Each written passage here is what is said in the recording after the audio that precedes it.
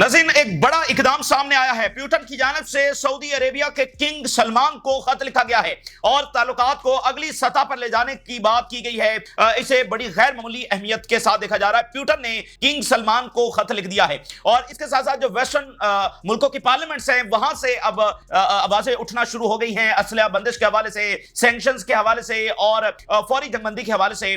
जो पार्लियामेंट्स है वहां से भी आवाजें आना जो है वो शुरू हो गई हैं। इसी दरमियान रेजिस्टेंस भरपूर तरीके से इजराइल से लड़ रही है और यमन ने एक ऐसा हमला किया है जो इससे पहले इस नौयत का हमला नहीं हुआ। एक स्टेडियम के अंदर मैच जारी था जहां पर इजरायली प्रेसिडेंट जो है वो एज अ चीफ गेस्ट मौजूद था। वहां पर जब अटैक किया गया और इजरायली प्रेसिडेंट को फौरी तौर पर वहां से जो है वो निकाला गया। इस नौयत का हमला पहली बार हुआ। तो इजराइल के अंदर जो पब्लिक इवेंट्स हैं वो भी अब मुतासर होना शुरू हो गए हैं और इसी दरमियान फलस्तीनी रेजिस्टेंस ने और नए ऑपरेशन किए हैं जिसमें इजरायली टैंकों को निशाना बनाया गया है। इजरायली मीडिया कंफर्म कर रहा है कि इजरायली फौजियों की मजीद हलाकतें और जख्मी हुए हैं वहां पर। तो रेजिस्टेंस की ये अस्करी कार्रवाइयां भी एक मुसलसल प्रेशर जो वो बढ़ा रही हैं। और इसी दरमियान चाइना के हवाले से रोज कोई खबर आ रही है। चाइना रोज जो है वो टेक्नोलॉजी के अंदर कुछ नया कामयाबी हासिल कर रहा है। चाइना ने दुनिया का पहला आर्टिफिशियल इंटेलिजेंस से लैस न्यूक्लियर पावर्ड सिस्टम जो है वो मुतारिफ करवा दिया है। ये दुनिया यानी अमेरिका के पास भी ये सिस्टम नहीं है। ये चाइना पहली बार लेकर आया है न्यूक्लियर सिस्टम के हवाले से जिसमें आर्टिफिशियल इंटेलिजेंस जो है वो मददगार साबित होगी और उसके जरिए जब वो सिस्टम वर्क करेगा तो बड़ी गैर मामूली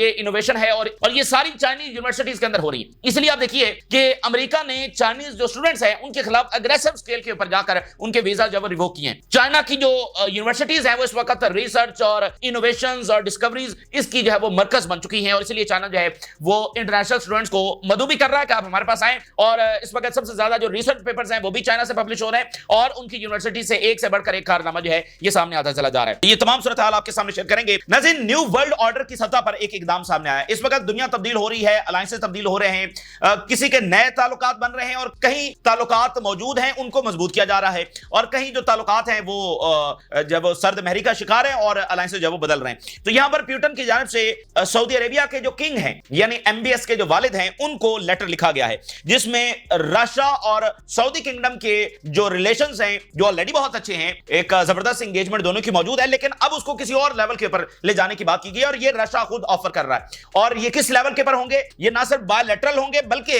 जो रीजनल इश्यूज हैं उसमें भी रशिया हेल्प करेगा और जो ग्लोबल इश्यूज हैं उसमें भी रशिया और सऊदी अरेबिया जब वो मिलकर काम कर सकते हैं। यानी इसका सादा सा मतलब ये समझिए कि अगर सऊदी अरेबिया अब रशिया से कहे, अगर ये बात आगे बढ़ती है, सऊदी अरेबिया अगर रशिया से कहे कि आप मजीद प्रेशर जो है वो इजराइल के ऊपर डालें तो रशिया वो प्रेशर डालेगा, ठीक है ना। यानी जो रीजनल इश्यूज हैं यानी जो उनके स्ट्रेटेजिक रिलेशंस हैं वो अगली सतह के ऊपर। जो अमीर कतर का दौरा हुआ था रशिया का उसमें भी बुनियादी मुतालबा यही किया गया था कि नेतन्याहू के ऊपर मजीद प्रेशर डाला जाए। तो अब प्यूटन जब वो किंग सलमान को खत लिख रहे हैं और उनको कह रहे हैं कि जो रीजनल इश्यूज हैं उसमें भी रशिया अब हेल्प करने के लिए पूरी तरह से तैयार है। तो ये बड़ा ही गैर मामूली है। Saudi King Salman receives letter from Russia's Putin on ties. देखिए आपको पता है कि प्यूटन या चाइना के जो प्रेसिडेंट हैं उनके एक एक इकदाम जो होता है वो कितना सोच समझ कर होता है। जो वो कहते हैं उसका मतलब होता है कि हाँ वो वही कहना चाह रहे हैं। ये कोई डबल स्टैंडर्ड्स में नहीं होते। तो प्यूटन खुद सऊदी अरेबिया को ऑफर कर रहे हैं। ये कोई मामूली चीज तो नहीं है। The letter address the bilateral as officials from both nations met for discussions. जो रशियन एम्बेसडर हैं सऊदी अरेबिया में उन्होंने ये लेटर जो है एक हाई ऑफिशियल सऊदी अरेबिया के उनके हवाले किया और कुछ उनकी बातचीत भी हुई। सऊदी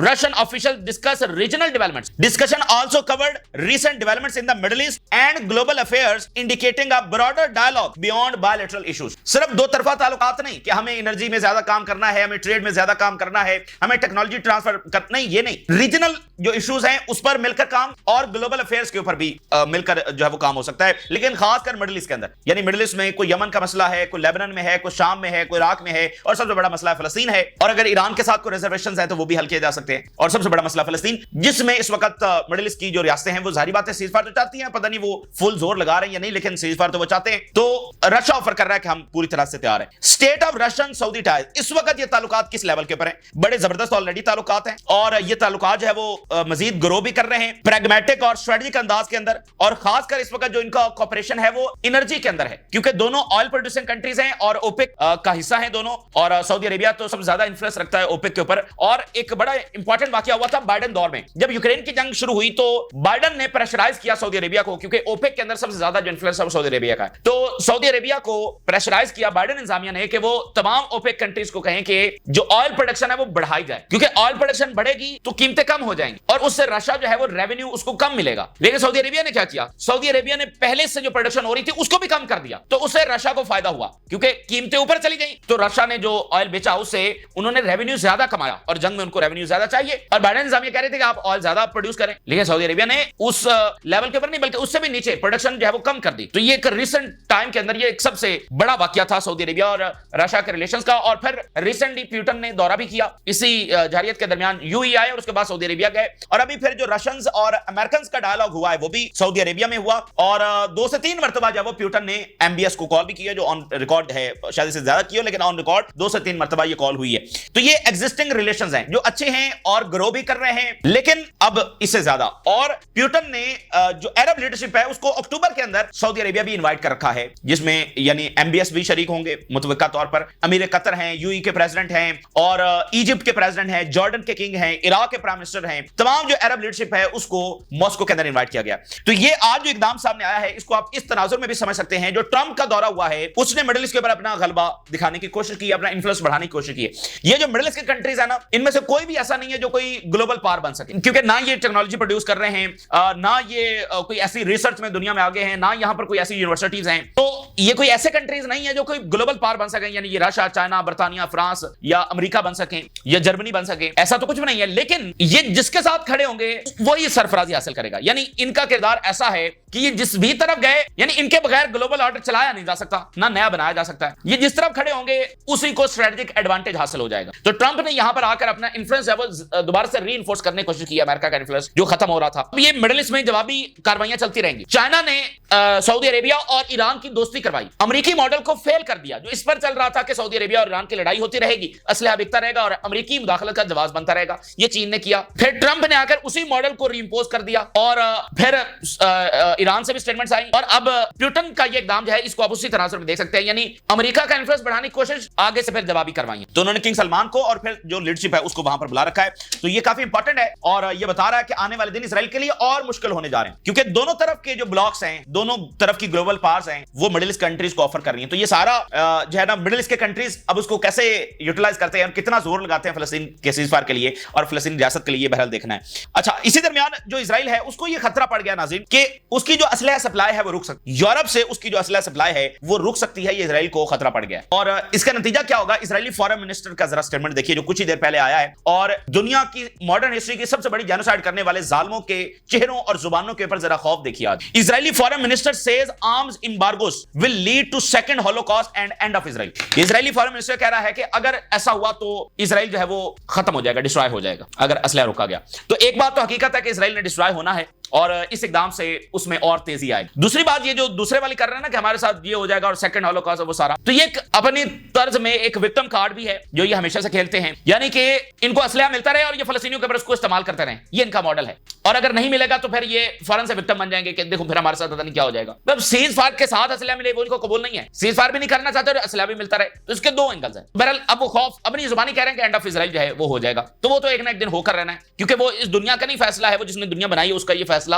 موجود ہے، اور ٹل دا ججمنٹ ڈے یہ فیصلہ امپلیمنٹ رہے گا، اور وہ آپ کو آنے والے سالوں میں یا مہینوں میں کبھی بھی کسی بھی وقت وہ امپلیمنٹ ہوتا ہوا نظر آئے گا۔ سب سے پہلے آپ دیکھیے کہ آسٹریلیا سے بڑا سخت ترین ریئیکشن سامنے آ رہا ہے، دی گارڈین کوٹ کر رہا ہے، آسٹریلیا کے سینیٹر ہیں ان کو کوٹ کرتے ہوئے لکھ رہا ہے the Guardian, we must stop exporting weapons that could be used to kill and injure civilians. یہ آسٹریلیا پارلیمنٹ سے آواز اٹھی ہے کہ فی الفور اسلحہ جاؤ۔ ابھی آپ کو یو ایس ریپبلکن سے جو سٹیٹمنٹ آئی جو تھامس میسی ہیں انہوں نے اسلحہ بندش کی بات کی، اب آسٹریلین پارلیمنٹ سے یہ بات آ گئی۔ What is happening in Gaza is horrific, is insufficient in the face of what appears to be genocide۔ Australian parliament کے اندر کھڑے ہو کر انہوں نے کہا ہے کہ یہ جینوسائیڈ ہو رہی ہے۔ جرمنی کی پارلیمنٹ سے آواز آئی ہے، German weapons must not be used in Gaza in manner that violates international law۔ اور واشنگٹن پوسٹ یورپین ڈپلومیٹس کو کوٹ کرتے ہوئے کچھ ایسی بات لکھ رہا ہے، if Netanyahu's government does not change course European pressure will continue to escalate۔ اگر نتنیاہو اب بھی نہیں رکتا تو پھر یورپ کا جو پریشر ہے وہ اور بڑھے گا۔ The horrific images from Gaza have pushed us to the limit of our tolerance۔ جو تصاویر اور مناظر وہاں سے سامنے آ رہے ہیں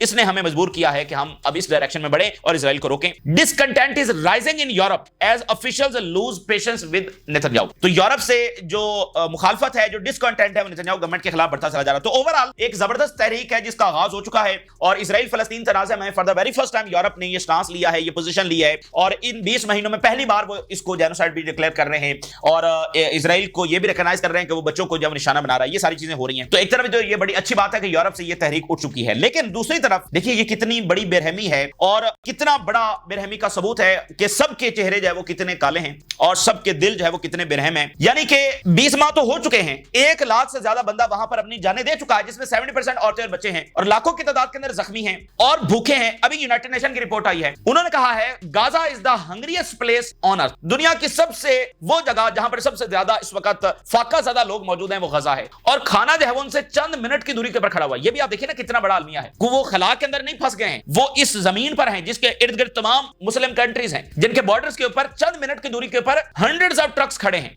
और पूरी दुनिया इमदाद देने के लिए दे भी रही है, मजीद देने के लिए तैयार है, हर तरह की सपोर्ट देने के लिए तैयार है। फिल फॉर इमदाद पहुंचाई जा सकती है, फिल फॉर उनके जख्मों के ऊपर मरहम रखा जा सकता है, फिल फॉर उनका ट्रीटमेंट किया जा सकता है। चंद मिनट की दूरी के ऊपर ये सारी चीजें खड़ी हैं, लेकिन वो फलस्तीनियों तक दाखिल नहीं हो सकती। तो ये मॉडर्न इरा में जिसमें ये दुनिया ने ख्याल किया कि हम कितने सिविलाइज्ड हो चुके हैं, ह्यूमन राइट्स की ऑर्गेनाइजेशंस बना ली, हमने आलमी इदारे बना लिए, मीडिया है, चीजें हाईलाइट हो रही हैं, यानी दुनिया में होने वाला वो एक एक वाकया जो दुनिया को झंझोड़ के रख देता था, अब ऐसे दसियों वाकयात रोजाना गजा के अंदर हो रहे हैं, और उस जैसे नहीं, उससे कई गुना ज्यादा जो हमारी इमेजिनेशन से भी बहुत आगे हैं। इस तरह के जुल्म भी गजा के अंदर हो रहे हैं। तो अभी भी ये कहना कि हम मजीद एक्शन लेंगे, हम ये करेंगे, हम सैंक्शन लगाएंगे, यानी एक बैकग्राउंड मौजूद है। 20 महीने हो चुके हैं और जब ये रिकॉग्नाइज भी किया जा रहा है कि जेनोसाइड हो रही है, उसके बावजूद नहीं रोका जा रहा। भाई गजा के लोगों को इन स्टेटमेंट से क्या फर्क पड़ता है? उनकी हालत में क्या कोई तब्दीली आ रही है? रोजाना फलस्तीनी तो वहां पर मर रहे हैं और एड तो वहां पर दाखिल नहीं हो सकती है। तो इसलिए ये ज्यादा बेरहमी बन जाती है। एक एंगल से तो बड़ी अच्छी बात है कि तहरीक उठ गई है, लेकिन दूसरे एंगल से ये उतनी ही बड़ी बेरहमी है। और दुनिया के जो लोग हैं उन्होंने देखा है कि उनकी गवर्नमेंट्स कितनी बड़ी बेरहम हो सकती हैं, खासकर वेस्ट के लोगों ने जो भरपूर अंदाज में, बड़ी मुखलिस अंदाज में, बड़ी लॉयल्टी के साथ फलस्तीन के लिए निकले हैं। उन्होंने अपनी गवर्नमेंट्स को देखा जो ह्यूमन राइट्स की चैंपियन है पूरी दुनिया में, जमहूरियत की, ह्यूमन राइट्स की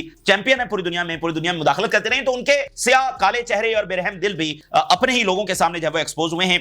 और यहां मिडिल ईस्ट की गवर्नमेंट्स इन तमाम वाकयात के साथ और एक्सपोज हो रही हैं और ज्यादा अंडर प्रेशर हैं कि वो इस चीज को रोकने के लिए कितना किरदार जो अपना अदा कर रही हैं। अभी एक नई रिपोर्ट भी सामने आई है जिसमें उन्होंने बताया है कि जो बमबारी गजा पर हो रही है उससे जो कार्बन की जो एमिशन हो रही है 100 कंट्रीज के बराबर इमिशन है। यानी ये माहौलियाती आलूदगी के बारे में चीजें चलती रहती है ना, तो अगर 100 कंट्रीज जितनी कार्बन एमिट कर रहे हैं, खारिज कर रहे हैं, उन 100 कंट्रीज के बराबर गजा से ये कार्बन एमिट हुई है जो बमबारी वहां पर की गई है। अब आप जरा अंदाजा कर लें, Israel turns Gaza to rubble, planet earth pays deadly carbon price. 100 ममालिक के बराबर ये कार्बन जो है वो सिर्फ गजा से एमिट हुई है, खारिज हुई है उस बमबारी और मिलिट्री जो एक्टिविटीज है उस वजह से। और गजा को मलबे का ढेर बना दिया गया है और इतनी ज्यादा हलाकतें वहां पर हो चुकी हैं और जख्मी हैं, इलाज के मुंतज़िर हैं, खाने के मुंतज़िर हैं। आप जरा तस्वीर तो देखिए, मतलब फलस्तीनी जो फाका ज़दा है उनकी आप देखें तो सही उनका ढांचा क्या बन चुका है। ये बड़ी बेरहम इस वक्त, यानी दुनिया की जो अंदर तय दर तय छुपी असलियत है ना कि ये दुनिया कितनी बेरहम हो सकती है। ये देखें दुनिया का कंट्रोल इंसानों ही के हाथ में है ना,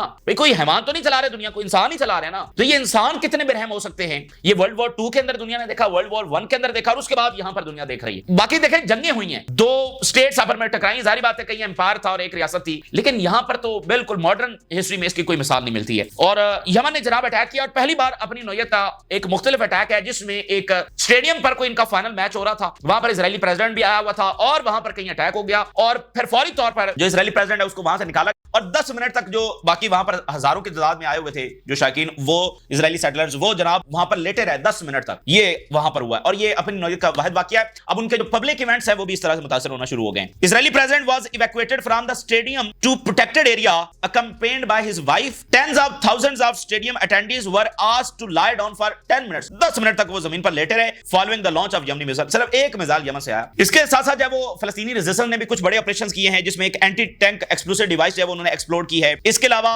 अल कुदस और कसाम ब्रिगेड ने मिलकर एक जॉइंट ऑपरेशन किया है जिसमें एक इजरायली फौज जो किसी हाउस के अंदर मौजूद थी उसको एंटी पर्सनल मिसाइलों के साथ निशाना बनाया और फिर बंदूकों के साथ लड़ाई हुई। इजरायली मीडिया कह रहा है कि एक इलाके में 2 इजरायली फौजी जो शदीद जख्मी हुए और उनको मिलिट्री हेलीकॉप्टर्स के जरिए जब इवैक्यूएट किया गया। तो ये जनाब यहां की सूरत हाल है। तो बहुत सारी फैक्टर्स हैं जो बहरहाल यूरोप को मजीद प्रेशराइज कर रही हैं, सारी चीजें हो रही है, लेकिन अभी तक वो कोई रिजल्ट प्रोड्यूस करने में नाकाम है। लेकिन एक बात अपनी जगह पर मौजूद है कि क्या इजराइल इस तमाम तरह अट्रॉसिटीज और जुल्म और इस सब के साथ क्या कोई फातेह होने वाला है या कोई ऑक्यूपेशन करने वाला है या कोई यहां पर मतलब इजराइल को डोमिनेशन हासिल करने वाला है? तो ये किसी तौर मुमकिन नहीं है, बल्कि ये जो इकदाम इजराइल उठाता चला जा रहा है और दुनिया इसको नहीं نہیں روک رہی ہے، اس کا خمیازہ سارے اٹھائیں۔ یہ دنیا کی سیکیورٹی کے لیے اور مڈل ایسٹ کی سیکیورٹی کے لیے سب سے زیادہ خطرہ ہے، اور ایک نئی جنگوں کا آغاز ہے وہ اس کے ساتھ ہوگا۔ اسی درمیان دنیا کا اقتدار ایسا لگتا ہے کہ اب ویسٹ سے کسی اور قوموں کو منتقل کیا جا رہا ہے، کیونکہ ویسٹ کو 500 سال تک اقتدار دنیا کا دیا گیا، لیکن دنیا کو انہوں نے کیا دیا؟ تاریخ بھری پڑی ہے ان کی بے رحمی کی داستانوں سے۔ افریقہ میں جا کر پڑھیں ان کی بے رحمی کی داستانیں، تو 500 سال مکمل ہو چکے ہیں